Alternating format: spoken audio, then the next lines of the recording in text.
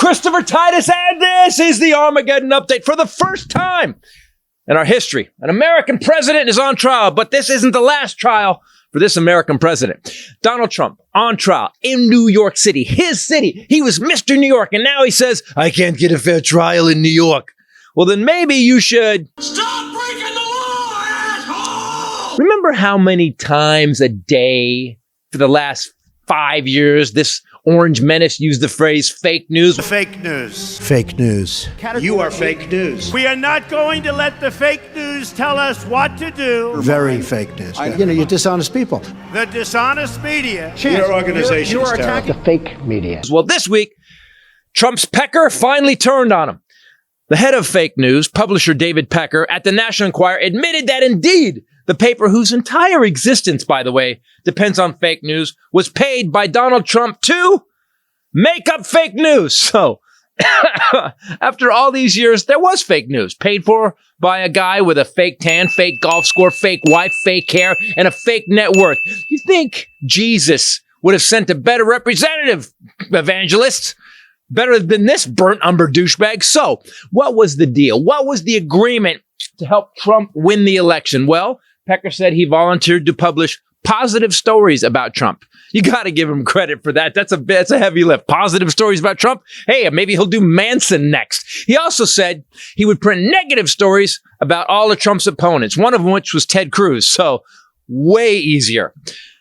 But that wasn't all. With the jury listening, David told jurors how he promised Trump, quote, I will be your eyes and ears. Yeah, Donald Trump, this prick, had a PECKER helping him.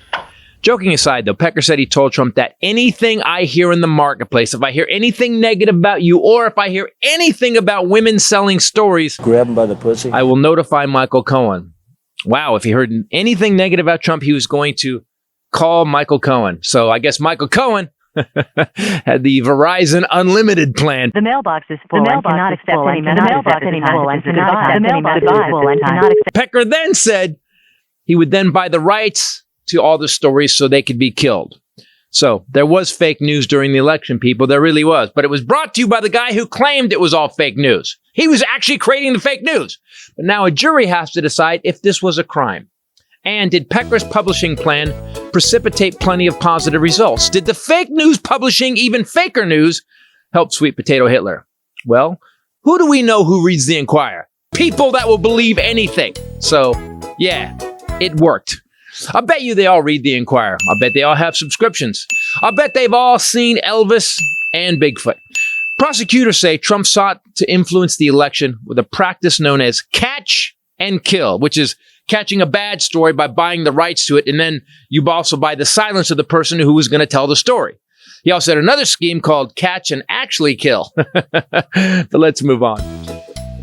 Such stories paid $130,000 to porn actor Stormy Daniels to silence her claims of having sex with Mushroom Weenie. Another one paid a former Playboy model $150,000 to not talk about a nearly year-long affair with a very, very married and tiny-handed Donald Trump. So, we've got an ex-president and current Republican nominee for president who lost the popular vote twice and who is paying for fake news and making up the fake news he was paying for about his opponent so he could win the presidency and bring fascism back to America.